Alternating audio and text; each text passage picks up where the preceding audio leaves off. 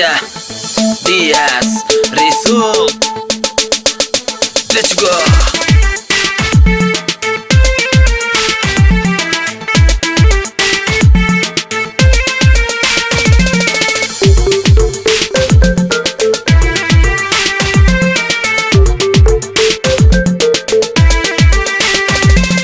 इंदौर से आइल बिया यूपी के ओर, देखे में लागा त बहुत बिजोड़।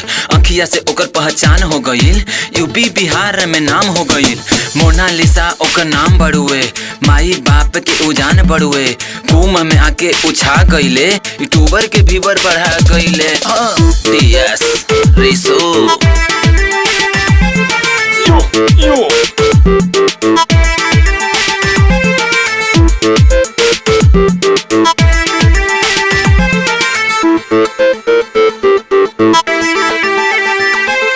मीडिया पे मीडिया सवाल कइले, पूरा ही देश में बवाल भइले।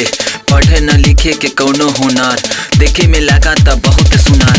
ओठवा पे लाली लगावले बिया, लीलरा पे बिंदिया सजावले बिया। हथवा में ले ले बिया माला के गांठ, बेचत बिया उ 70 साठ।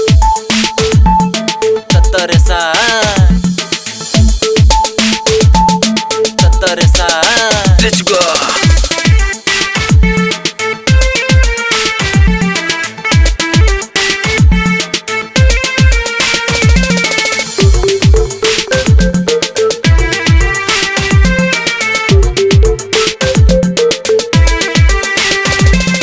फोटो घिचावेला होबा तमार, एक बार आवा मोना हमरो बिहार।